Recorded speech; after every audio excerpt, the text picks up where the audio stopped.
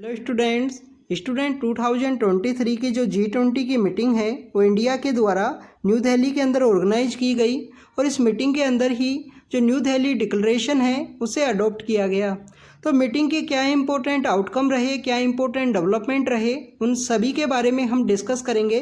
But उससे पहले हम G20 का जो हिस्टोरिकल बैकग्राउंड है उसके बारे में एक बार देखते हैं। स्टूडेंट्स 97-98 के समय एशिया के अंदर फाइनेंशियल क्राइसिस की सिचुएशन क्रिएट होती है और उस फाइनेंशियल क्राइसिस की सिचुएशन को देखते हुए जो हाई इकोनॉमीज़ हैं, जो डेवलप्ड कंट्रीज़ हैं, उनके द्वारा डिसीजन लिया गया कि ऐसा एक फोरम है वो हमें बनाना है फाइनेंशियल स्टेबिलिटी के लिए, जिसके अंदर हर एक कंट्री का जो फाइनेंस मिनिस्टर हो और इसके अलावा जो सेंट्रल बैंक के जो गवर्नर हैं जिनके द्वारा मॉनेटरी पॉलिसी को कंट्रोल किया जाता है, इन्फ्लेशन को कंट्रोल किया जाता है, वो इसका पार्ट हों।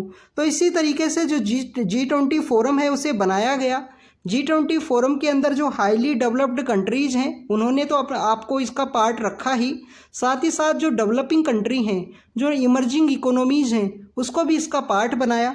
तो इनिशियल फेज के अंदर 19 कंट्रीज़ प्लस में 1 यूरोपियन यूनियन इसका पार्ट हैं इस G20 फोरम के बारे में। फोरम इसको इस वजह से कहा जाता है स्टूडेंट्स कि फोरम का मीन्स है कि इसका परमानेंट सेक्रेटरीट नहीं है, इसका टेम्परेरी सेक्रेटरीट बनाया जाता है। जैसे कि 2023 की मीटिंग न्यू दिल्ली के अंदर ऑर्गेनाइज हुई तो न्यू दिल्ली के अंदर इसका टेम्परेरी सेक्रेटरीट है वो बनाया गया होगा, और नेक्स्ट मीटिंग ब्राज़ील के अंदर होगी तो इसका टेम्परेरी सेक्रेटरीट ब्राज़ील के अंदर बनाया जाएगा।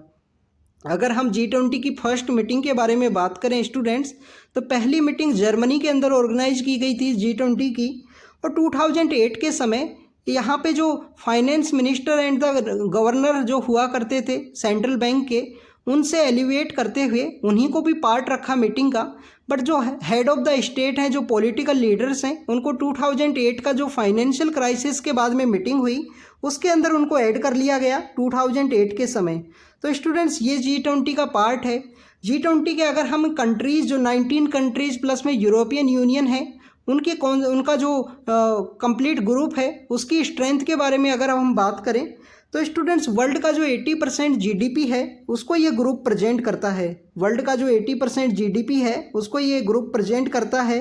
75% वर्ल्ड का जो ट्रेड है उसको भी ये ग्रुप प्रेजेंट करता है कि सभी कंट्रीज़ मिलके जितना ट्रेड किया जाता है वो 75% ऑफ ग्लोबल ट्रेड को ये कवर करते हैं, और 60% जो ग्लोबल पॉपुलेशन है उसको भी ये कवर करते हैं। स्टूडेंट्स प्रेजेंटली जो न्यू दिल्ली के अंदर मीटिंग को ऑर्गेनाइज किया गया उस मीटिंग के अंदर अफ्रीकन यूनियन को भी इसका पार्ट बनाया गया है। अफ्रीकन यूनियन जो 55 कंट्रीज़ का ग्रुप है उसको भी इसका पार्ट बनाया गया है। उसके साथ ही आप देखिए कि इसका जो ये नंबर्स हैं, जो इसकी स्ट्रेंथ बताई गई है G20 की, वो और भी ज़्यादा इंक्रीज हो जाएगी इसी के साथ में। अगर हम बात करें स्टूडेंट्स इंडिया के अंदर ऑर्गेनाइज हुई G20 मीटिंग के बारे में कि क्या इसके इम्पोर्टेंट आउटकम रहे, क्या इम्पोर्टेंट डेवलपमेंट रहे, तो आप देखिए कि अफ्रीकन यूनियन को ऐड किया गया है। अफ्रीकन यूनियन को ऐड करने के साथ ही इंडिया यहाँ पे जो ग्लोबल साउथ का जो लीडर है वो बन के उभरा है। Global south means southern hemisphere के जो कंट्रीज़ जो कभी ना कभी कॉलोनी का पार्ट हुआ करते थे, कोई ब्रिटिश अथॉरिटी या फ्रेंच की कॉलोनी हुआ करते थे, कॉलोनियल इन सभी कंट्रीज़ का पार्ट है। शेयर्ड इनका हिस्ट्री है, हाईली डिस्क्रिमिनेशन है ग्लोबल इंस्टीट्यूशंस में इनके अगेंस्ट में। UNSC के अंदर इनके परमानेंट मेंबरशिप नहीं है किसी भी कंट्री की। कोई और भी जो बड़े इंस्टीट्यूशंस हैं जैसे मल्टीलेटरल बैंक हों, उन सभी के अंदर इनका जो मेंबरशिप है नहीं है ग्लोबल साउथ के कंट्रीज़ का। तो ग्लोबल साउथ का जो लीडर है इंडिया यहाँ पे इमर्ज हुआ है। स्टूडेंट G20 की मीटिंग के साथ जो इंडिया का ट्रायोका बना, देखिए कि 2022 के समय ये जो मीटिंग है वो ऑर्गेनाइज हुई थी बाली के अंदर, इंडोनेशिया बाली के अंदर।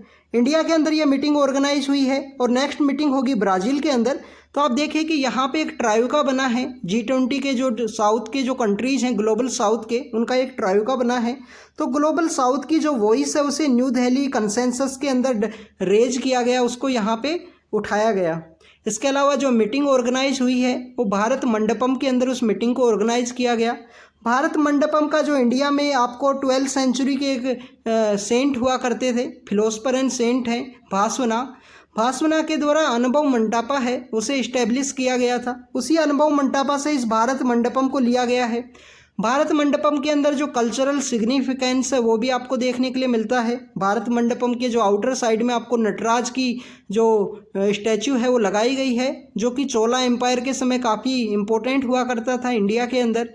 इसके अलावा सदन अंदर के आपको यहाँ पे एक कल्चरल कॉरिडोर या कल्चरल म्यूजियम भी देखने के लिए मिलेगा, जिसमें इंडिया ने अपना जो पाणिनि है, जो संस्कृत ग्रामर के मेन पर्सन है, जिनके द्वारा संस्कृत ग्रामर के रिगार्डिंग में एक किताब है अष्टाध्यायी, उसी बुक को उसके अंदर रखा गया है कल्चरल कॉरिडोर के अंदर में।